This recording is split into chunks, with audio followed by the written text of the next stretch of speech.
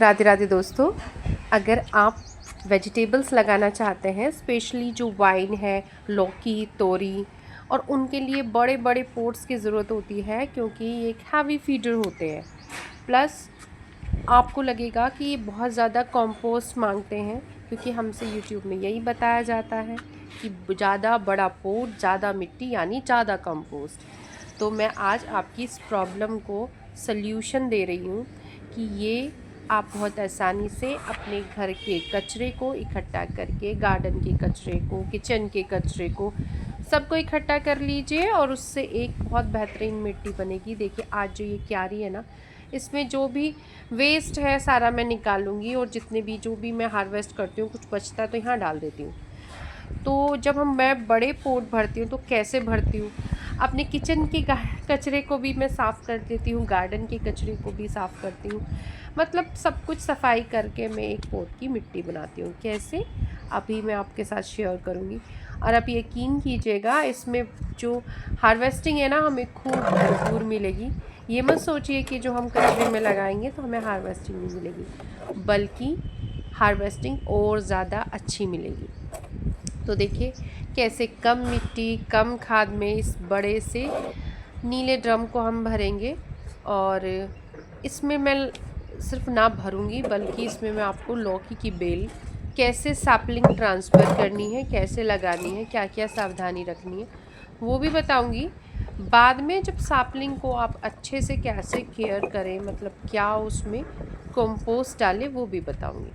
तो देखिए सबसे पहले क्वेश्चन आता है, मैं ये पूछते हैं मुझसे कि क्या आप ये इतने बड़े पोट रखते हैं तो आपकी छत पे सीलन नहीं आती। तो मैं कहती हूँ जब भी आप पोट रखो उसको उठा कर रखिए। तो देखिए एक तो ये मैं सब्जियां लगाती हूँ तो हर 4-6 महीने बाद मैं उनकी जगह बदलती रहती हूँ। इसको खाली किया, कुछ और लगा दिया। तो मैं ईंट रखी है और सबसे पहले आप देखते जाइए, जब आप पोट को उठा के रखोगे तो सीलन का कोई मतलब नहीं है, उसका एयर का सर्कुलेशन भी अच्छा रहता है। तो मैंने थोड़ी सी ये पुरानी मिट्टी इसमें पहले सबसे पहले डाली, कोई कॉम्पोस्ट नहीं है, जो मेरे नीम के बड़े से पॉट में से निकली है। और ये कंस्ट्रक्शन साइट पे से मिट्टी आई थी तो कोई ख़ास मिट्टी अच्छी थी नहीं। इसके बाद में जितना भी मेरे पास पेपर वेस्ट है सारा वो डाल रही हूँ। पेपर वेस्ट में देखिए जितना भी आपके न्यूज़पेपर है, आपके मिठाई के डब्बे, किसी कार्डबोर्ड, कुछ भी आपके घर में आता है वो। ये कुछ प्याज ख़राब हो रही थी, बहुत टाइम हमारे यहाँ यूज़ नहीं होती है। मैं ही कभी कभार कोई चटनी वगैरह में यूज़ कर लेती हूँ, अदरवाइज़ यूज़ नहीं होती है। तो ये रखी रखी ख़राब हो गई थी तो वो सारी डाली। आपको जितना भी आपके घर में से जो भी डिकम्पोज होने वाला कुछ भी वेस्ट, अब देखिए मैं अपनी गार्डन की सफाई कर रही हूँ। जो भी मेरे आपके गार्डन में पीले पत्ते हो रहे हैं, जैसे मैंने कोई आप सब्जी लगाते हो उसका वेस्ट है, ये जो छोटी छोटी मूलियाँ जो आप दिख रही थी ना, ये बड़ी नहीं होंगी टाइम से। देखिए ये मैं जुकीनी का जो प्लांट लगा हुआ था ना क्यारी में, वो निकाल लाई क्योंकि मैंने बताया देखिए एक तो इसके पत्ते इस तरीके से, इसमें ये पाउडरी कफ की प्रॉब्लम है, और एक इसके जो वो थे ना सारा कुछ वो ख़राब कर रही थी। और ये मूली निकली सही, और इसके पत्ते क्योंकि ऑलरेडी मेरे पास बहुत सारी मूलियों के, अब इतनी सब्जी भी नहीं बनाई जाती, तो मैं हैप्पी रहती हूँ कि अगर कुछ भी एक्स्ट्रा बचता है या ख़राब होता है, पहले दुख होता था अब नहीं होता, क्योंकि उस सारे को मैं डिकम्पोज कर लेती हूँ, फिर से अपनी मिट्टी को एक अच्छी मिट्टी बना लेती हूँ। वापस से मैं प्लांट को, ये कह लीजिए प्लांट लगाती हूँ, जो भी वेस्ट होता है दोबारा से डिकम्पोज करती हूँ, फिर से प्लांट लगा लेती हूँ। तो मेरी कोई भी चीज़ ख़राब नहीं होती। अब देखिए ये जो था ना, ये मैंने निकाल लिया, और क्योंकि इसकी ये जड़ से ना निकल चुका था, हट रहा था, तो मैंने उसको निकाल के जो पत्ता गोभी थी उसको ले ली, और बाकी सब देखिए। अब जब आप सोच रहे हो ये सब कचरा है, नहीं, ये सारा जो हम डाल रहे हैं ना ये कॉम्पोस्ट है, और ये पानी को होल्ड करके रखिएगा। जब प्लांट को नीचे उसकी जड़ें जाएंगी तो उसको न्यूट्रिशन देगा। तो देखिए अगर आप इसमें कॉम्पोस्ट मिलाते हैं तो आपको तरह तरह के कॉम्पोस्ट डालने होंगे, क्योंकि सिर्फ आप गोबर खाद डाल के ही अपने प्लांट को न्यूट्रिशन नहीं देते। गोबर खाद में ज़्यादा से ज़्यादा नाइट्रोजन होती है, जो प्लांट्स की ग्रोथ के लिए, यानी कि उसको बेल बढ़ेगी, उसमें पत्ते निकलेंगे, उसकी लताएं बनेंगी, उसमें मतलब सब कुछ अच्छे से डेवलप होगी। लेकिन फ्रूटिंग के लिए आपको और न्यूट्रिएंट्स चाहिए, आपको सल्फर चाहिए, फास्फोरस, पोटास, उन सब के लिए आपको ये जो आप रंग बिरंगा वेस्ट डाले, देखिए ये सब जो है मैंने मूली का सारा यूज़ किया था। पत्ते जो कुछ यूज़ नहीं हो पाए हैं, कुछ यूज़ कर लिए थे, तो सारा कुछ सब कुछ इसमें, रोटी भी है इसमें, सब एक छोटे से छोटा जो पेपर बच्चे यूज़ करते हैं वो भी है।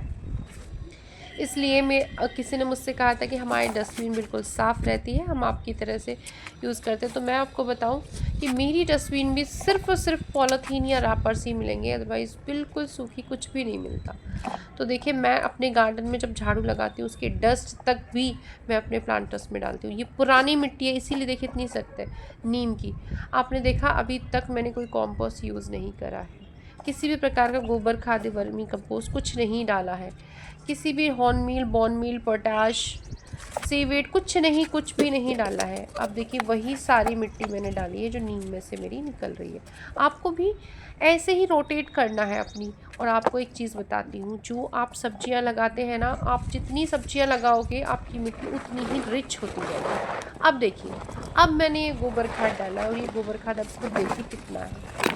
आप ज़्यादा से ज़्यादा 1-1.5 किलो भी नहीं होगा, बहुत थोड़ा सा गोबर खाद है, आधा तसला भी नहीं है। आपने देखा कितना थोड़ा सा, बस यही गोबर खाद का मैं यूज़ कर रही हूँ, इससे ज़्यादा कुछ नहीं करूँगी। आपने देखा मैंने इसके अंदर इतना सारा वेस्ट डाला है जो पूरी तरीके से, आपको बताती हूँ, सर्दियों में ये डिकम्पोज होने में टाइम लेता है, लेकिन गर्मियों में 1 मंथ में ही ये डिकम्पोज जाता है। ऊपर से मेरी पुरानी मिट्टी में, मेरे उसमें बहुत सारे केंचुए हैं और जो बहुत जल्दी इनको डिकम्पोज कर देते हैं, जिसके में नहीं है परेशान होने की बिल्कुल भी ज़रूरत नहीं है। आप अपना गार्डन वेस्ट, किचन वेस्ट डालिए, कोई केमिकल मत डालिए, धीरे धीरे आपकी मिट्टी में डेवलप हो जाएंगे और बरसात में तो बहुत अच्छे से हो जाएंगे। अब देखिए, ये सब डाल के मैंने पानी डालकर अपनी मिट्टी को तैयार कर दिया था, सुबह के टाइम की क्लिपिंग थी। अब ये मैंने ढक कर रखे, मैं शाम को वापस आई हूँ। इसमें लगाना है मुझे लौकी की बेल। तो लौकी की बेल को मैं ट्रांसफ़र करूँगी, इसको बाद में केयर कैसे करनी है। जब भी आपको ये सैपलिंग लगाए तो इस तरीके से कैसे भी करके, जो मैं आपको दिखा रही हूँ, कुछ भी रख सकते हो आप। आपको उसको इसी तरीके से कुछ दिन ये मेरी पुरानी जो मैंने पहले लगाई थी, मैं इसकी वीडियो आपके साथ शेयर नहीं कर पाई हूँ। और कुछ तोरी के बीज जो मैंने ही खुद, एक्चुअली मैंने मार्केट से ख़रीदे, वो नहीं हुए, और मैंने खुद पिछली बार एक तोरी पक गई थी, उसमें बहुत सारे बीज थे, तो मैंने उसको लगाए। हमारे यहाँ काली वाली जो तोरी होती है वो खाते हैं और वो हमें बहुत स्वादिष्ट लगती है। इस बार मैंने चचिंडा भी ख़रीदा है, जो लंबा वाला, जो धारी वाला, देखते हैं, वो मैंने कभी नहीं लगाई। इस बार मैं उसको लगा के देखूँगी और देखेंगे कैसी लगेगी वो खाने में। तो ये देखिए, क्यारी को मैंने बिल्कुल साफ़ कर दिया है। इसमें से ये है, आज मैंने इसकी भी शिफ्टिंग, ये कई दिन पहले का काम है जो मैं आपको दिखा रही हूँ, इसका भी मैंने ये आज इसको कर दिया है। तो देखिए, इस तरीके से पानी डाल के मैंने मिट्टी को सुबह तैयार कर दिया था और ये मैं आपको दिखा रही हूँ कि सुबह मैं इसको ढक के गई थी, अभी भी देखिए बहुत अच्छे से। और अभी भी मैं अपने 4-5 दिन हो चुके हैं, रोज़ ही ऐसे सुबह इसको ढक देती हूँ 7-8 बजे, और शाम को इसको निकाल देती हूँ 5-6 बजे। पूरी रात ये ऐसे ही रहते हैं। तो देखिए, सब कुछ सेफ़ है। अदरवाइज़ देखिए, ये थोड़ा सा ऐसा हो गया था कि मैंने जो ना इसको आप ही ढकाई, ये जो ना पूरे दिन रह गया था, तो ये वो हो गया था। अब बिल्कुल ठीक है ये, मैंने इसकी जो पत्ती ख़राब हो गई थी वो हटा दी है। अब देखिए, मैं लौकी की बेल लेके आई हुई हूँ और इसको बहुत ध्यान से कट करना है और इसमें लगाना है। हमेशा मैंने आपको समझाया, जब भी आप कोई बेल कुछ भी लगाते हो, उसको 1-2 इंच अंदर तक गड़ाइए, इससे इसकी स्टेम मजबूत होगी और ये अच्छे से चलेगा। और कई बार आप ऊपर ही ऊपर रख देते हो, इससे वो ख़राब हो जाता है, रूट सड़ जाती है। प्लस इस गर्मी में मैं कहूँगी, आप वर्मी कंपोस्ट यूज़ कर रहे हैं तो एक मुट्ठी वर्मी कंपोस्ट आप डाल सकते हैं, अदरवाइज़ गोबर की खाद बिल्कुल ना डालें। अगर आप गोबर की खाद, जब मैंने तो बहुत कम मात्रा में मिलाई है, अगर आप मिला रहे हो, डाल रहे हो, तो आपको अपनी सैपलिंग को ज़रूर ढकना है। इतनी धूप हो रही है क्योंकि उसे अंदर से भी हीट मिलेगी, और मिट्टी में गोबर खाद है, और उसे ऊपर से भी मिलेगी। तो ढकना तो, चाहे आप गोबर खाद डाल रहे हो या वर्मी कंपोस्ट, इसको बचाना तो है। तो आप टेम्परेरी शेड दे सकते हो, जैसे मैंने दिखाया। एक में ब्लैक टब है, वो रख के, शायद आपको वो भी दिखाया था एक बार वीडियो में। तो आप इस तरीके से कैसे भी रख के अपनी सैपलिंग को ढकिए, और ऐसे मत रख दीजिए कि इसकी ब्रांचेस टूट जाए, बहुत सावधानी के साथ रखनी है। जब ये देखिए, मैं इसमें करेले की बेल हो रही थी मेरे उसमें, तो खुद ही निकली है वो, तो मैं इसमें करेले की बेल भी लगा रही हूँ, एक लौकी की और एक करेले की। तो ये लगभग, आप पूछेंगे कितने इंच का ये ड्रम है, तो ये एक बड़ा ड्रम को 2 पार्ट में कटवाया है और इसकी हाइट मैंने आपको बताई थी शायद 22 इंच के करीब है, और चौड़ाई भी ऐसे ही कुछ है। तो ये आप मान लीजिए 18 से 20 इंच का ग्रो बैग मान लीजिए। इसमें एक लौकी की बेल और एक करेले की बहुत आराम से हो जाएगी। आप जितना बड़ा इसको ग्रो बैग देंगे उतना अच्छा रहता है, लेकिन कम से कम 18 इंच का हो तो बहुत अच्छा रहता है। करेले के लिए आप छोटे ग्रो बैग जैसे 15 इंच 16 इंच के भी आराम से चल जाएंगे। 18 इंच का है तो आराम से 2-3 बेल भी लग जाती है, बट आप जितनी कम लगाओ उतना अच्छा है। तो 18 इंच में 2 और 15 इंच में 1 करेले की बेल के लिए।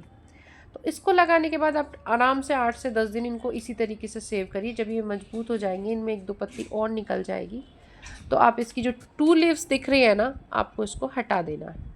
कैंची से काट के हटाइए, मैंने पहले भी वीडियोस में कई बार समझाया। तो देखिए इतना बड़े पोट को हमने बहुत थोड़ी मिट्टी के साथ मैंने दिखाया भराया, और बाद में ये सब कंपोस्ट बनेगा। आपके पास जो भी वेस्ट है जिस भी प्रकार का, आप उससे पूछते हैं उसके पत्ते, इसके पत्ते, सब कुछ। और इस समय जो सूखे पत्ते मिल रहे हैं ना, आपको कहीं भी पार्क में कहीं भी भर के रख लीजिए, बाद में गर्मियों में मल्च करने के काम आएंगे, और वो मल्च बाद में फिर कंपोस्ट की तरह काम करता। तो इस तरीके से मैंने इनको ढक लिया है।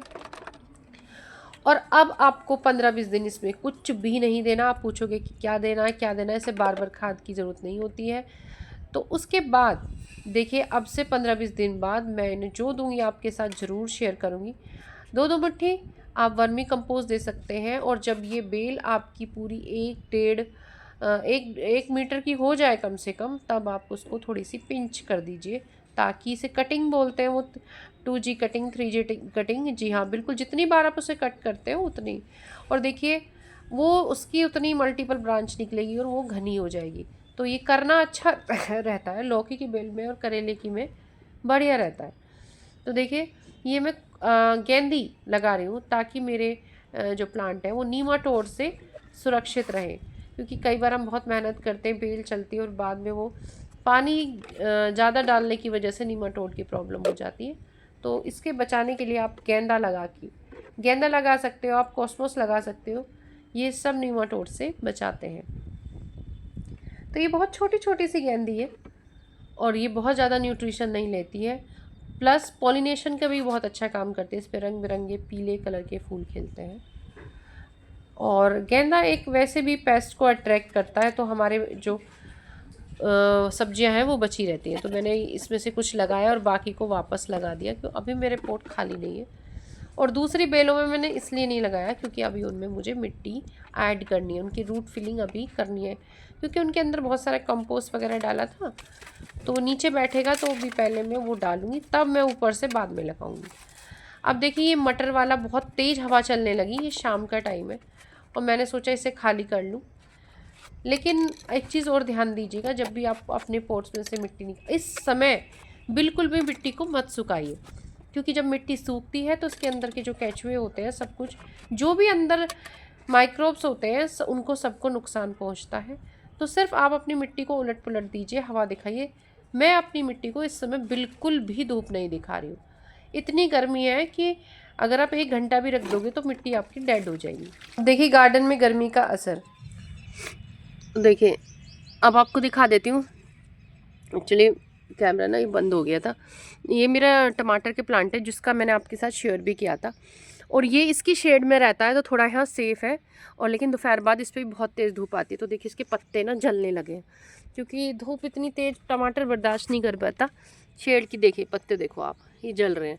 तो कभी भी ये ना सोचे आपके ख़राब हो रहे, तो उसका मतलब समझिए। इसका मतलब ये है, देखिए ऐसे जल रहे, देखो मैं आपको तोड़ के दिखा दे, देखिए।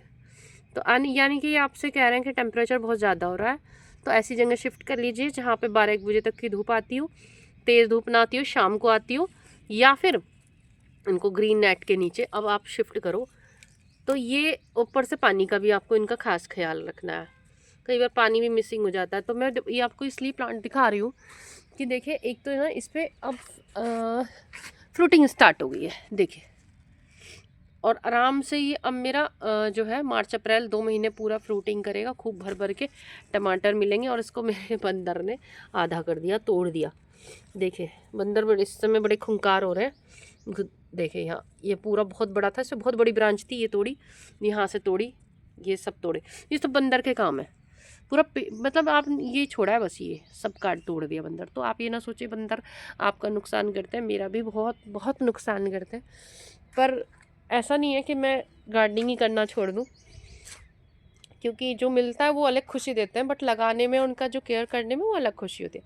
मैं दिखा रही हूँ जितने भी ग्रीन वेजिटेबल्स हैं सबको मैंने इन प्लांट्स की शेड के नीचे रखा है, ताकि जो है ये ज़्यादा टाइम तक चले, अदरवाइज़ ये सब ख़राब हो जाएंगे। बिल्कुल मैंने ऐसी जगह रखा था जहाँ पे फुल सनलाइट में रखे थे, तो अब ये बिल्कुल भी सर्वाइव नहीं कर रहे थे।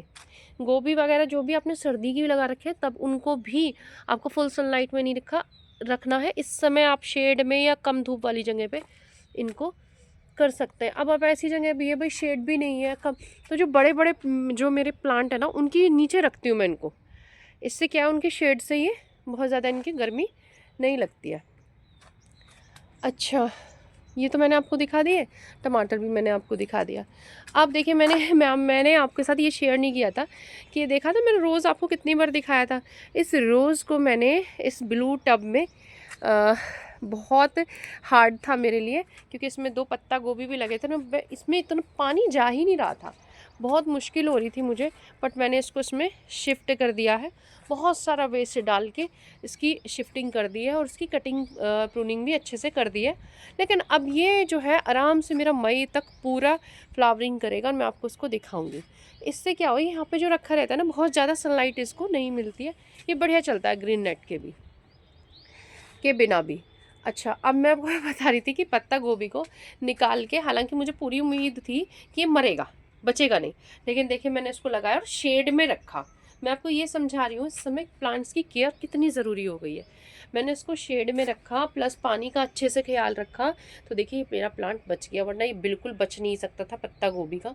और इसमें पत्ता गोभी का हेड जो बन रहा है सही से, वरना ये 2-4 दिन तो बिल्कुल मुरझा गया था। पर शेड में रखने से, क्योंकि अब देखिए सर्दियों की सब्जी है तो बहुत ज़्यादा गर्मी तो ये बर्दाश्त करेंगी नहीं, कोई भी प्लांट हो गर्मी बहुत ज़्यादा बर्दाश्त करता नहीं है। अब ये देखिए जो पाइनएप्पल्स हैं वो सब ठीक है। 1-2 पाइनएप्पल जो मेरे बंदर ने निकाल दिया था उसका अंदर से ख़राब हो रहा है, लेकिन फिर भी मैंने लगा के रखा है कि क्या पता ठीक हो जाए। और ये मैंने चीकू को उधर से इधर शिफ्ट किया है, क्योंकि इसे सनलाइट चाहिए पूरी। अच्छा, यहाँ पे जो जुकीनी लगी थी उसको भी निकाल दिया है मैंने, 2-3 जुकीनी अपनी थी, सब निकाल दिए, क्योंकि भाई कोई भी खाने के लिए तैयार नहीं है अब, इसलिए मैंने कहा ज़्यादा केयर भी अब मैं क्या करूँ उसकी, जब खाने के लिए कोई तैयार नहीं है। तो हमेशा मैं कहती हूँ वही चीज़ लगाइए जो आपकी फैमिली खाती हो।